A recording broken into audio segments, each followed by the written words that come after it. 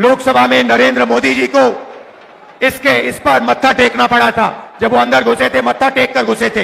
भाई और बहनों, एक बात याद कीजिए और इसको भूलिए मत, जिस दिन ये संविधान खत्म हो गया, उस दिन हिंदुस्तान के गरीब लोगों के लिए इस देश में कुछ नहीं बचेगा। दलितों के लिए, आदिवासियों के लिए, पिछड़ों के लिए देश में कुछ नहीं बचेगा। लक्ष्य इनका यही है। आप देखिए, 2-3 अरबपतियों को सारे के सारे कॉन्ट्रैक्ट दे देते हैं। अदानी, अंबानी जैसे लोगों को हिंदुस्तान का पूरा धन पकड़ाया जा रहा है। इस संविधान में कहां लिखा है कि हिंदुस्तान का धन अदानी के हवाले कर देना चाहिए? मुझे दिखाओ कहां लिखा है इस संविधान में। संविधान में लिखा है हिंदुस्तान के सारे नागरिक एक समान है। संविधान में लिखा है कि हर हिंदुस्तानी को सपना देखने का, भविष्य बनाने का मौका होना चाहिए। आज 50 साल से सबसे ज्यादा बेरोजगारी आज हिंदुस्तान में है। अरबपति हजारों करोड़ रुपए बच्चों की शादी में खर्च कर देते हैं। कोई 10 करोड़ की घड़ी पहनता है, कोई 15 करोड़ की घड़ी पहनता है, मगर अगर आप अपने बच्चों की शादी करवाना चाहते हो तो आपको कर्जा लेना पड़ता है। आपके घर में पैसा नहीं है। क्यों नहीं है? क्योंकि रोजगार नहीं है। और भाइयों और बहनों, एक बात भूलिए मत, जितना अदानी और अंबानी आगे बढ़ेंगे, जितना धन इन अरबपतियों के हाथ में जाएगा, उतना कम रोजगार आपके बच्चों को मिलेगा। ये नोटबंदी जो इन्होंने की, जो जीएसटी लागू की है, ये हिंदुस्तान के गरीब लोगों को खत्म करने के औजार है। ये योजना ही नहीं है, ये हथियार है। जीएसटी कौन देता है? जीएसटी अरबपति नहीं देते हैं, जीएसटी हिंदुस्तान के गरीब लोग देते हैं। जब आप एक शर्ट खरीदते हो, पैंट खरीदते हो, जितनी जीएसटी आप देते हो, उतनी ही जीएसटी अदानी अंबानी देते हैं। आप रेस्टोरेंट में खाना खाते हो, ढाबे में खाना खाते हो, जितनी जीएसटी आपके जेब से निकलती है, उतनी ही जीएसटी अदानी देता है। लाखों करोड़ रुपए आपके जेबों से निकाला जाता है। लाखों करोड़ रुपए कहां जाता है? सीधा अरबपतियों के बैंक अकाउंट में जाता है। 16 लाख करोड़ रुपए नरेंद्र मोदी जी ने अरबपतियों का कर्जा माफ किया है। किसका पैसा था वो? उनका पैसा नहीं था, आपका पैसा था। कर्जा माफ कैसे हुआ? आपके पैसे से हुआ, आपकी मेहनत से हुआ।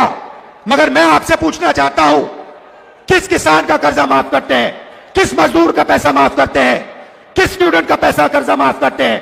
तो जीएसटी आप देते हो, मेहनत आप करते हो, और चाइना का माल अदानी, अंबानी ये लोग हिंदुस्तान में बेचते हैं। चाइना के युवा को रोजगार मिलता है, अदानी को, अंबानी को फायदा होता है, और आपके बच्चों के हाथ से रोजगार छीना जाता है। और ये पूरा सिस्टम कैसे चल रहा है? आपके जेब में से पैसा निकालकर जीएसटी का पैसा, टैक्स का पैसा, फर्टिलाइजर का पैसा, सारा का सारा आपके जेब में से निकलकर अदानी अंबानी की जेब में जाता है।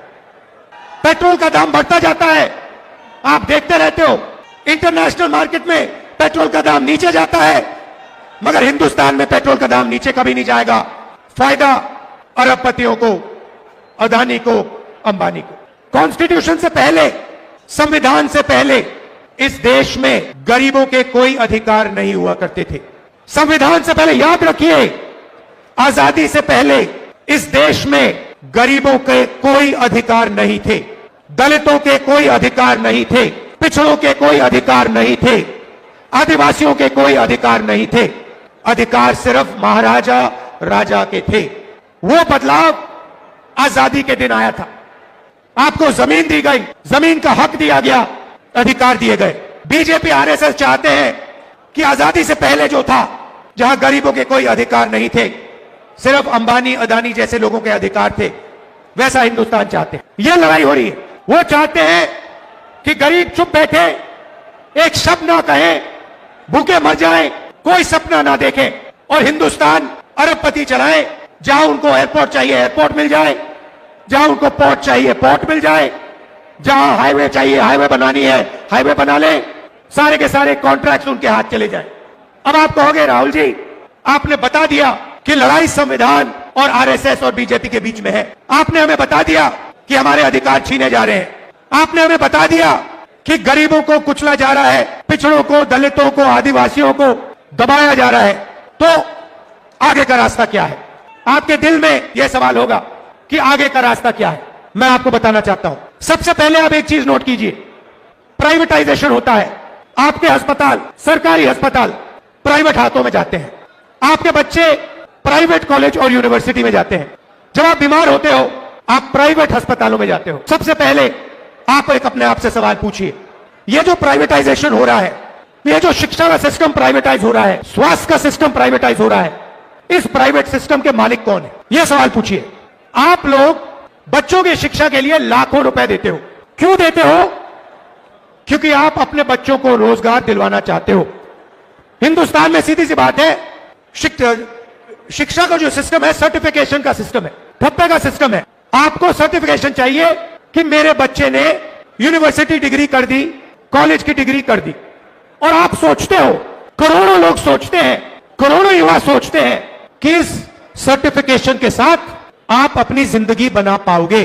सोचते हैं कि लाखों रुपए देने के बाद, अरबपतियों को लाखों रुपए देने के बाद, मेहनत करने के बाद हमारे बच्चों को सर्टिफिकेशन मिल जाएगा और उनको रोजगार मिल जाएगा। भाई और बहनों, यह सरासर झूठ है। इस देश में आपके बच्चों को रोजगार नहीं मिल सकता है, चाहे वो कुछ भी कर ले, क्षमता हो, ऊर्जा हो, सपना हो। इस देश के युवाओं को रोजगार नहीं मिल सकता है। तो मैं आपसे क्या कह रहा हूं? मैं कह रहा हूं कि लाखों रुपए आप अरबपतियों को शिक्षा के लिए दे रहे हो और अरबपति हिंदुस्तान के रोजगार के सिस्टम को खत्म कर दिए हैं। नोटबंदी हुई, गलत जीएसटी लागू हुई। आप किसी भी छोटे दुकानदार से पूछो, किसी भी छोटे बिजनेस वाले से पूछो, जो अदानी अंबानी जैसे नहीं है, जो नरेंद्र मोदी के ऑफिस में नहीं जा सकते, उनसे पूछो जीएसटी से फायदा हुआ, नोटबंदी से फायदा हुआ? वो आपसे कहेंगे भैया नोटबंदी जीएसटी ने हमें खत्म कर दिया, मरवा दिया। रोजगार कौन देता है? अदानी अंबानी नहीं देते। रोजगार करोड़ों छोटे बिजनेस वाले देते हैं, स्मॉल मीडियम बिजनेस वाले देते हैं। उन सबको इन लोगों ने तक खत्म कर दिया है। नतीजा है, आप अस्पताल जाओ, लाखों रुपए अरबपतियों को दो। उसके बाद आप बच्चों को कॉलेज भेजो, लाखों रुपए अपनी जेब से निकालकर आप अरबपतियों को दो। इस सोच में दो कि आपके बच्चों को शिक्षा मिलेगी, सर्टिफिकेशन मिलेगा। मगर जो सर्टिफिकेशन आपको मिल रहा है बिना रोजगार के, उसका कोई मतलब ही नहीं है, वो कचरा है। ये देश की सच्चाई है। आईआईटी के जो स्टूडेंट्स हैं उनको रोजगार नहीं मिल रहा, आईआईएम के लोगों को रोजगार नहीं मिल रहा, आईआईटी के लोगों को रोजगार नहीं मिल रहा। आपको कहां से मिलेगा? बात समझिए। आपको गुलाम बनाया जा रहा है। दलितों को, पिछड़ों को, आदिवासियों को, गरीब जनरल कास्ट के लोगों को एक बार फिर गुलाम बनाया जा रहा है। और मैं हैरान हो जाता हूं, आप देखते जा रहे हो, आपकी लाइफ बर्बाद हो रही है, जिंदगी खत्म हो रही है, आप देखते जा रहे हो। बीजेपी कहती है दूसरी आजादी मिली, सच्ची आजादी मिली। मैं आपसे पूछना चाहता हूं, राम मंदिर के उद्घाटन में आपने किसी गरीब व्यक्ति को देखा? आपने किसी मजदूर को देखा, किसान को देखा, पिछड़े वर्ग को देखा? आदिवासी राष्ट्रपति है, आदिवासी राष्ट्रपति को वो मंदिर में उन्होंने जाने ही नहीं दिया, अंदर जाने नहीं दिया।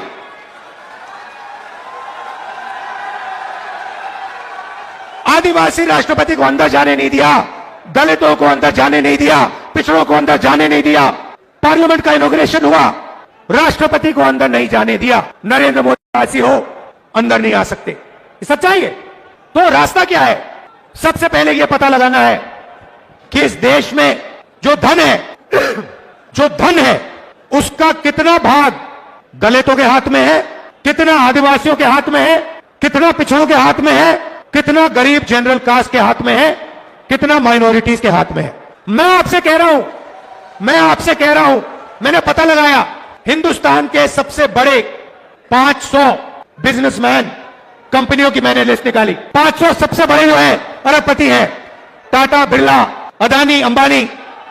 मैं आपको बता रहा हूं कि ये जो 500 कंपनियां हैं, इनके जो 500 मालिक हैं, इनमें आपको एक पिछड़े वर्ग का व्यक्ति नहीं मिलेगा, एक दलित नहीं है, एक आदिवासी नहीं है, एक पिछड़ा नहीं है। मतलब 90% लोग, 90% आबादी में से इनमें एक भी नहीं है। इनकी मैनेजमेंट टीम देखिए, मैनेजमेंट टीम में आपको एक ओबीसी नहीं मिलेगा, एक दलित नहीं मिलेगा, एक पिछड़ा वर्ग का नहीं मिलेगा।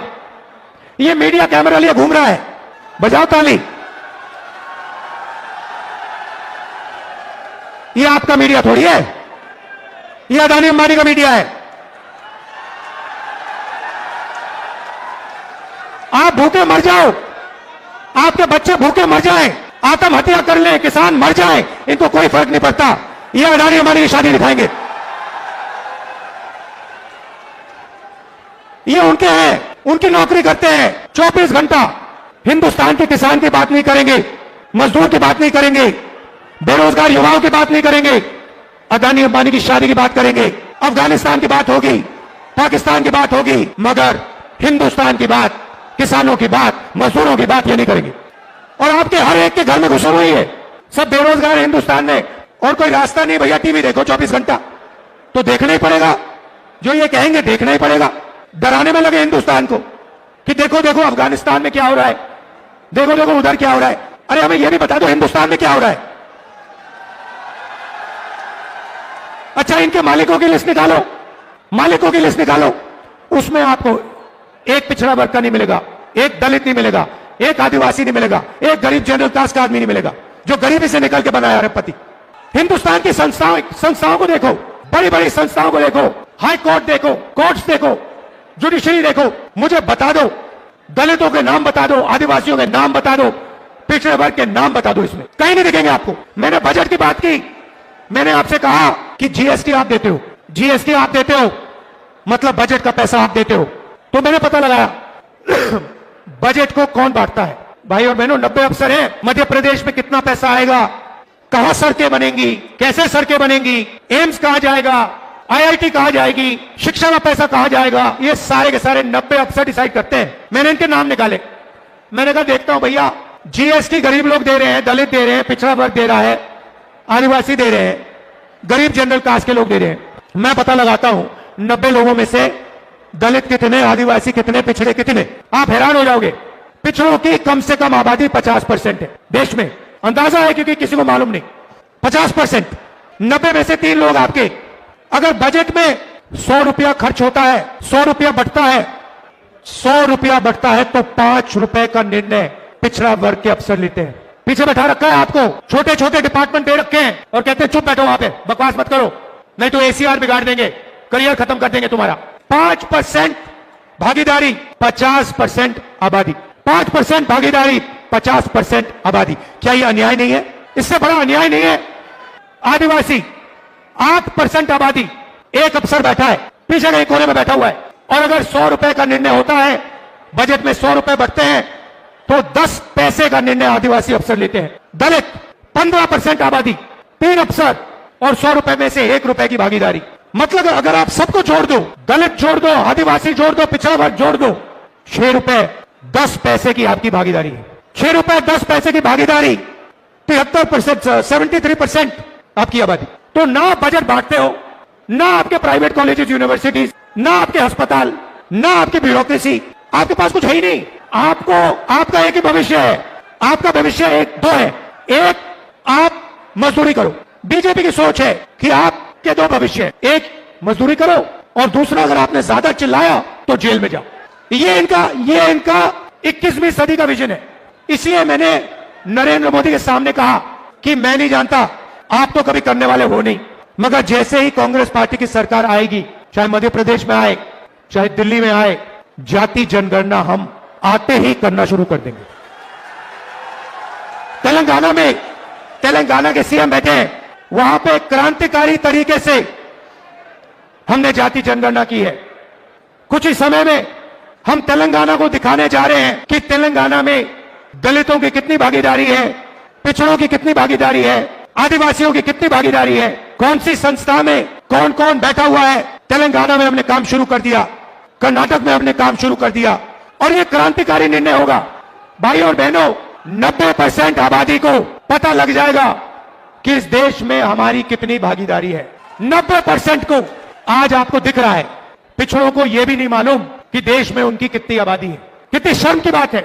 नरेंद्र मोदी जी कहते हैं मैं ओबीसी हूं, और आज तक इस देश के ओबीसी को, इस देश के पिछड़े वर्ग को अपनी सच्ची शक्ति, अपनी सच्ची आबादी नहीं मालूम।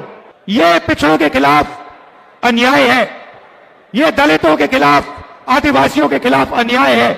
इसीलिए हम जाति जनगणना लागू करेंगे, पूरे देश में लागू करेंगे, और दूध का दूध पानी का पानी हो जाएगा। सबको पता लग जाएगा कि जुडिशियल सिस्टम में हमारे कितने लोग हैं, प्राइवेट अस्पताल किसके हाथों में है, प्राइवेट कॉलेज यूनिवर्सिटी किसके हाथ में है, ये बड़े बड़े जो बिजनेसेस हैं किसके हाथ में, सब दूध का दूध पानी का पानी हो जाएगा। और नरेंद्र मोदी जी डरते हैं, ये करवाना नहीं चाहते, नहीं कर सकते और कभी नहीं करेंगे। और पार्लियामेंट में मैंने इनके सामने एक और बात बोल दी कि ये जो 50% की रिजर्वेशन की दीवार बना रखी है कि 50% से ज्यादा रिजर्वेशन जा ही नहीं सकता, इस दीवार को भी हम लोकसभा में राज्यसभा में तोड़कर परे कर देंगे। कोई नहीं रोक सकता इसको। रिजर्वेशन को 50% से ज्यादा हम करेंगे, हमारे स्टेट्स में करेंगे और नेशनल लेवल पे दिल्ली में हम कानून पास करके इसको दीवार को तोड़ेंगे। भाई और बहनों, सबसे जरूरी बात, यह अंबेडकर जी का जो संविधान है जिसका अपमान कुछ दिन पहले मोहन भागवत जी ने किया। वो कहते हैं कि इस संविधान ने हमें आजादी नहीं दी, इस संविधान का आजादी से कोई लेना देना नहीं है, क्योंकि उनके मुताबिक आजादी ही नहीं थी, आजादी मोदी जी के आने के बाद हुई। इसका मतलब वो इस संविधान को नहीं मानते हैं।